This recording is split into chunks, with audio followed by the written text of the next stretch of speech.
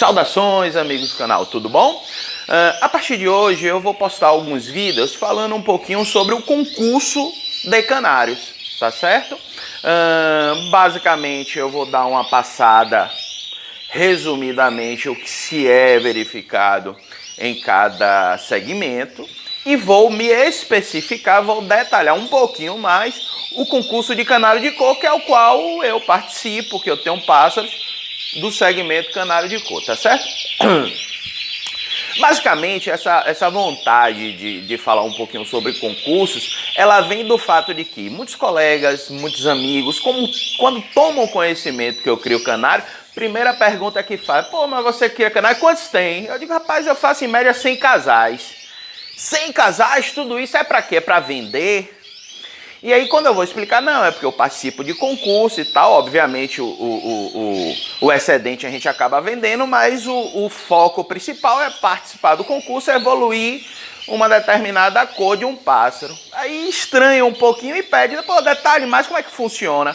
Aí me veio a ideia, muita gente que é inscrito no meu canal e vai ouvir esse vídeo, vai ver e ouvir o vídeo, vai perceber que o que eu vou falar aqui já sabem, tá certo?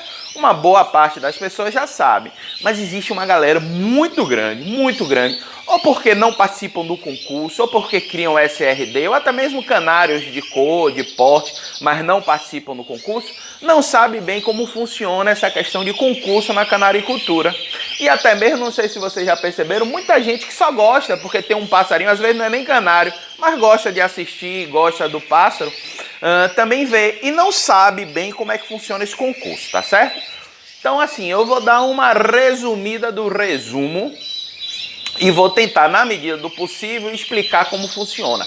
Lógico, óbvio, naturalmente, quem já me acompanha há mais tempo sabe que eu não tenho um roteiro. O Maurício fica retado comigo, mas Alex, faça um roteiro que seus vídeos vão melhorar e tal. Maurício tem razão, mas eu não consigo. Ou é falta de tempo, ou porque eu acho que assim, falando de improviso fica melhor. Não sei, eu não consigo fazer. Um dia desse eu ainda vou bolar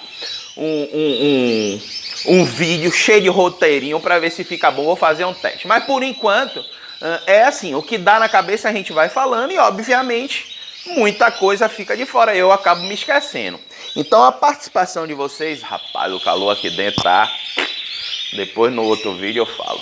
No vídeo que eu vou falar da reprodução eu vou falar. Mas assim, a participação de vocês é essencial. Vocês têm que demandar a mim questionamentos para que eu possa responder e abranger de uma forma mais ampla o concurso de canaricultura, tá certo? Obviamente que algumas perguntas que vocês vão fazer para mim, eu não vou saber responder, dos dois um. Ou eu vou pesquisar, ou eu vou perguntar, ou eu não vou responder dizendo que não sei, tá certo? Mas perguntar sempre é bom. Vamos lá. Assim, basicamente hoje, aliás, antes de falar nos concursos, vamos explicar mais ou menos como é que se configura a criação de canário. Vamos lá. Existem, espalhados pelo país, diversos clubes, associações de criadores. E esses clubes ornitológicos e associações de criadores, eles são vinculados à FOB, que é a Federação Ornitológica do Brasil, que é, digamos assim, é o órgão máximo da ornitologia doméstica e exótica aqui. Eu frisei doméstica e exótica porque existem, obviamente, associações de criadores, federações, confederações de pássaros silvestres, que não é o meu caso e não é o caso da maioria das pessoas que assistem esse vídeo, tá certo? A FOB não trata de pássaros silvestres. Ela é exclusivamente para os animais domésticos, registrados ou determinados através de portaria do IBAMA, de se tratando de animais domésticos, como o canário, por exemplo, periquito australiano, calafate, manon, que já se tornaram pássaros domésticos. Ou seja, a criação, a reprodução é legal, totalmente legal. Igualzinho a cachorro, gato, vaca, cabra, igual, tá certo? Então, assim, não precisam... muitas perguntas, estou fugindo um pouquinho do tempo, porque muitas perguntas me vêm a respeito em relação a isso. Alex, eu posso criar? Não é proibido, não. E aí é bom a gente estar enfatizando isso mais uma vez a todo momento, para que deixe bem claro que o nosso hobby, a nossa criação, ela é totalmente legal. Bacana? Vamos lá. Então, assim, cada clube desse, ele normalmente pode fazer exposições, concursos, campeonatos oficiais, e que também pode fazer, se for do critério dele, o que nós chamamos concursos, campeonatos abertos. Esses campeonatos regionais oficiais são aqueles que só podem concorrer os associados que fazem parte daquele clube, daquela sociedade, daquela associação de criadores, tá certo? Pronto. E os abertos normalmente têm regulamento próprio, ele pode também permitir que outros criadores participem. Mas o normal, a maioria grande esmagadora das associações de criadores fazem um concurso por ano, normalmente entre final de maio e final de junho, tá certo? Mês de junho, a grande maioria, que contempla os associados daquela associação, daquela sociedade, daquele clube ornitológico. Tem também a possibilidade de você fazer abertos ou regionais mais amplos. Por exemplo, aqui na região Nordeste tem já há algum tempo o Campeonato Nordeste, o Nordestão, no qual a gente já ganhou 3 vezes como criador no geral, e eu acho que 2 vezes eu tenho um troféu de mas eu acho que tem um mais antigo de melhor pássaro. Mas sim, mas no que eu quero falar é isso. Então, assim, nesse caso do Nordestão, por exemplo, eles podem participar pássaros de criadores que estejam filiados a clubes da região Nordeste, tá certo? Pronto, tem abertos, tem isso também, eu não sei se continua, nunca mais eu ouvi falar, mas tinha lá no Sul, por exemplo, um campeonato lá do Sul, tá certo? Então tinha clubes lá, tem a Federação Gaúcha, a do Paraná, de Santa Catarina, e eles faziam um campeonato aberto para os criadores lá do Sul, por exemplo. Esses campeonatos, assim, dessas federações, confederações, que abrangem mais de um clube limitado por uma região, para título de análise da FOB, ele é tido como campeonato aberto, tá certo? O mais famoso aberto que tem é o aberto de Pirassununga, que ele é organizado pela SOVM, que é a Sociedade Ornitológica Vale do Mogi. Vale do Mogi? Aí agora eu fiquei na dúvida, SOVM. O M eu acho que é Mogi, mas, pois bem, é localizado lá em Pirassununga. Quem for da região já me conserta ou me ratifica, tá certo? Já há alguns anos, 10, 15 anos eu acho que é feito lá. E aí a Federação Ornitológica do Brasil também faz campeonatos, chamado Campeonato Brasileiro, que de 2005 para cá ele é feito na cidade de Itatiba, na sede da federação. Mas esse blá blá blá todo é só para explicar que existem várias modalidades de campeonatos, tá certo? Uns chamados de oficiais pela Federação Ornitológica do Brasil e outros chamados abertos, que podem ser feitos também. Cada campeonato desse tem um regulamento próprio, lógico, óbvio, naturalmente, que os campeonatos oficiais, ele tem que ter um regulamento que seja aderente ao regulamento principal da FOB, tá certo? Já os abertos não, você pode ser um pouco mais flexível. Existem hoje 4 possibilidades de concursos, de campeonatos, que, de uma maneira geral, são validados pela FOB, tá certo? E que muito se pega ao segmento da canaricultura, ou seja, ao tipo de canário. Vamos lá. Alex, o que é tipo de canário? Hoje a gente tem, assim, 3 segmentos e um outro que não é segmento, mas que é muito difundido no Brasil. Vamos lá. Existe a canaricultura de cor, tá certo? Que é o que eu crio. Existe a canaricultura de porte, que são as raças de canários de porte. Existe a canaricultura de canto, e aí eu vou botar a palavra clássico, canto clássico, que são as raças de canários geneticamente trabalhados ou que já carregam a herança passada para canto clássico. E existe agora também, sempre existiu, os chamados SRDs, pé duros, pindorgas, que são aqueles pássaros, como o nome diz SRD, sem raça definida. Ele é como se fosse assim num cachorro, é como se fosse a mistura de várias raças ou um cachorro que já se arrasta, o chamado vira-lata, tá certo? Sem nenhum tipo de demérito, é só para facilitar o entendimento. Então o SRD nada mais é do que o nosso querido pedurinho, nosso peduro, que são canários que não estão definidos para uma raça específica, são ainda as gerações, são criadas gerações, e a herança genética dela está tão misturada que ele não se consegue se determinar qual é a cor específica, ou qual é a raça de porte específica, ou se ele é de canto clássico. Então assim, a gente tem essas 4 possibilidades, reprogramando, canários de cor, canários de porte, canário de canto clássico e o SRD, o nosso pé duro, que na verdade ele não faz parte, é um canário que não faz parte desses outros 3 segmentos, dessas outras 3 possibilidades. Pronto.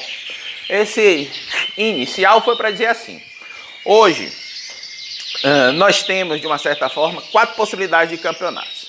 Vamos começar pelo mais recente, ou seja, pelo que a FOB mais recentemente abraçou, que é o chamado por eles de canto livre. O que seria esse canto livre? Primeira particularidade do concurso de canto livre, ele é o único, tá certo? Os outros 3 não, vou explicar melhor. Ele é o único que permite a participação de pássaros adultos, tá certo? Alex, explica melhor. Por exemplo, a gente sabe que a reprodução dos canários tem um ciclo anual. Para canaricultura de cor, para canaricultura de porte, para canaricultura de canto clássico, só concorre em um ano o pássaro nascido na reprodução do ano anterior. Exemplo, os campeonatos que ocorreram em 2018 desses 3 segmentos só tinham pássaros que foram nascidos em 2017. A galerinha aqui que está nascendo agora, ela estará apta para participar somente do campeonato do ano que vem, 2019. 2020 não, 21 não, 22 não, a não ser que eu queira inscrevê-lo em um campeonato chamado de canto livre. Esse campeonato de canto livre, eu digamos assim, ele é o mais... como é que eu posso dizer? Mais democrático. Pronto, democrático. Por quê? Porque você pode colocar pássaros de 1 ano, 2, 3, 4, 5, 10 anos. Você pode colocar um canário de cor que você julga que canta bem, um canário de canto clássico, um canário de porte, um SRD. Qualquer canário pode participar desse canto livre, que são as chamadas rodas de canto. Obviamente que cada campeonato desse tipo ele tem uma regra, ele tem um regulamento próprio, tá certo? Os da FOB, ele é mais ou menos assim, é aquele pássaro, ganha ou vai ser mais valorizado, é por ordem de classificação, classificação se dá daquele que canta mais tempo dentro de um tempo determinado. Sei lá, eu não sei nem se o tempo é esse, mas eu vou citar aqui só para exemplificar. Digamos assim, ganha o pássaro que dentro de 20 minutos cante por mais tempo. Não é o que canta alto, não é o que canta mais sem parar, é aquele que permanece cantando por uma maior quantidade de canto. É assim. Mas nada impede, por exemplo, de uma associação de criadoras, de alguns amigos, fazerem um campeonato ali aberto, um campeonato ou até mesmo de cunho da associação, que, não sei, que contemple aquele que mais alto, o cara vai lá com o decibelímetro para medir, ou aquele que fica mais tempo cantando sem parar, tudo é possível, tá certo? Sendo que o que a FOB reconhece nesse momento, e eu acho que já vai aí agora para o 4º ou para o 5º campeonato chamado de canto livre, é assim que funciona. Pronto. Fora esses, já que eu falei do canto livre, no segmento de canário de canto clássico, tá certo? O que se observa não é bem o que está no canto livre. O que se observa é mais pelas melodias, pela harmonia do canto, em alguns casos, quando é dueto, quarteto, esse tipo de coisa, pela sincronicidade dos cantos. Normalmente, o canário de canto clássico, nós temos 3 raças definidas. O Malinois, que é pouco criado, o super tradicional Harzroller, e o mais recente, que de uma certa maneira, na minha humilde opinião, foi quem deu uma força enorme ao segmento de canto clássico, porque assim a quantidade de criadores que se permeavam nesse meio estavam reduzindo. E aí o timbrado espanhol veio com toda a força, caiu no gosto e tem alavancado o segmento de canário canto clássico, o que eu acho ótimo. Inclusive, se vocês pesquisarem aí no meu canal, vocês vão achar um vídeo que eu fiz com Álvaro Blasina, que é juiz, especialista, criador há 300 anos, um cara de um conhecimento amplo, vasto, simpatia enorme, disponibilidade, de canário de cor, mas também que é vereador pelo timbrado espanhol, é um apaixonado, e ele explica direitinho, mais ou menos, como é que funciona essa parte do timbrado espanhol. Então, assim, canário de canto clássico, nós temos esse tipo de campeonato à parte. O outro segmento que eu vou dar uma pincelada, mas Alex, por que você está falando muito rapidamente desses outros? Porque eu não domino o assunto. Então não adianta aqui eu ficar com trololó, correndo risco de falar besteira de algo que eu não domino, tá certo? E como esse vídeo é só um en passant, é só assim de passagem rapidinho, só um resumo do resumo, só para se ter uma ideia, obviamente as pessoas que se interessarem vão buscar material para detalhar melhor, ou então coloca aí no comentário e a gente tenta achar um meio de pesquisar e responder para vocês, tá certo? Então assim, canário de porte, segmento de canário de porte tem crescido muito. A gente vê ano após ano no Campeonato Brasileiro lá em Itatiba a quantidade de raças e de pássaros, raças de canário de porte tem crescido absurdamente e isso é bacana demais. Eu não crio, já tive para brincadeira Gloucester, já tive para brincadeira e tenho na brincadeira agora um casalzinho de Yorkshire, não tirei nada infelizmente. Mas tenho de brincadeira, mas eu nunca me adentrei muito essa linha, tá certo? Canário de porte. Segmento de canário de porte, ele basicamente é assim. Existem várias raças de porte e postura. Quando você fala postura de pôr ovo, Alex, não. Postura é o estado do pássaro, a postura do pássaro no puleiro, a posição dele, tá certo? Não é postura de pôr ovo, não. Então, o que leva-se em consideração para um campeonato de canário de porte é mais a forma do corpo do animal, questão de plumagem também, que tem os pássaros frisados, tem aquele que exige uma plumagem mais curta, e é verificado também a postura dele na gaiola, no puleiro. Tem uns que tem que ter um certo posicionamento para estar dentro do padrão. Então são diversas raças e cada raça tem um padrão definido de como deve ser. Sei lá, Gloucester, que é o mais famoso de todos. Existe Gloucester com topete e Gloucester sem topete. Existe no padrão como deve ser o topete do Gloucester, como deve ser o topete do topete alemão, como deve ser um topete de um arlequim português. E assim vai, tá certo? Existe várias raças, como eu disse, Gloucester. Tem umas desde os pequenininhos, raça espanhola, Fife Fans. Tem uns mais ou menos, que aí ele já entra o topete alemão, arlequim português. Tem os maiorzinhos, Yorkshire, Lancashire, frisado, parisiense, Crested, Norwich. Tem várias opções de raça de porte. Se vocês pesquisarem, vocês acham aí imagens e vídeos. São assim uma variedade muito ampla, muito bonito mesmo. Tem aqueles que a galera acha um pouquinho mais feio, que são aqueles tipo gibelitálicos, que são meio tortinhos assim. Mas você sabe que eu até comentei em um vídeo, eu filmei, postei o vídeo do giba aí, depois conversei com o criador. Rapaz, na hora que ele foi me explicar o passarinho, não é que eu já tô achando um passarinho interessante e bonito, mas sim, vamos lá pra gente não perder muito tempo. Então assim, no canário de porte, o que vale, o que é observado é a forma do corpo dele, retomando, e a postura e a plumagem dele. E o segmento que tem o maior número de criadores, o maior número de pássaros já há um bom tempo, é o segmento de canário de cor, que é o que eu faço parte, que é o que eu crio, que neste caso, lógico, óbvio, naturalmente, o formato dele, a forma, ele está dentre os itens que são avaliados, mas é um peso pequenininho. Um peso maior é digamos assim, a pigmentação da plumagem.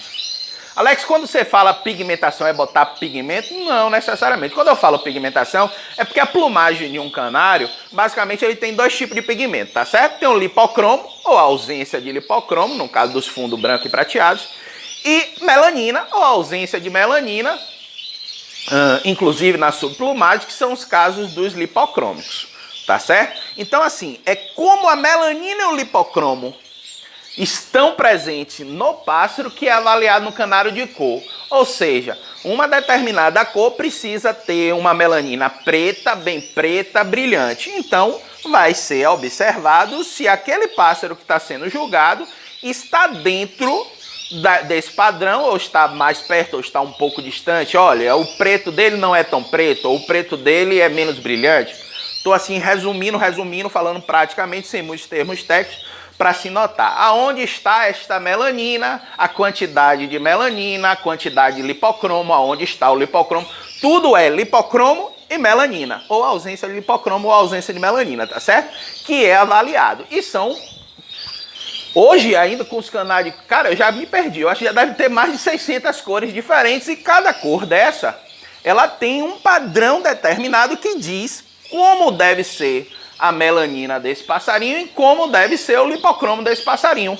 Aonde vai, aonde a tonalidade, aonde está, aonde não está, esse tipo de coisa. E isso é avaliado numa canaricultura de cor. Não é beleza. Muita gente, é o mais bonito? Não. Pode acontecer de um pássaro ser mais bonito em uma mesma cor, ser mais bonito, subjetivamente falando, do que o outro, e o outro ser melhor do que o mais bonito. Entendeu mais ou menos? Então assim, não é beleza, é o que se adequa mais ao padrão. O próximo vídeo eu vou ser um pouquinho mais técnico. Eu vou me debruçar na canaricultura de cor e falar do julgamento especificamente da canaricultura de cor. E aí, quem gosta de canário de porte, quem gosta de canário de canto clássico ou que participa das rodas de canto livre, vai me perdoar, mas assim eu não vou me arriscar a estar detalhando algo que eu não tenho muito domínio, tá certo? Por isso eu vou fazer um especificamente para canário de cor, falando de uma certa maneira dos itens na tabela de julgamento, o que é observado, o que não é, talvez falar um pouquinho de uma ou outra cor, mas me debruçar mais como funciona um concurso de canário de cor, tá certo? Espero que não tenha ficado muito confuso, porque eu vou falando, vou me lembrando das coisas, mas se estiver confuso ou se você não entender alguma coisa, deixa o comentário, tá certo? Deixa o comentário, que a depender dos comentários eu faço um outro vídeo só para responder os comentários. Bacana? Um forte abraço, muito obrigado pela audiência e pela paciência, e até o próximo Diesel.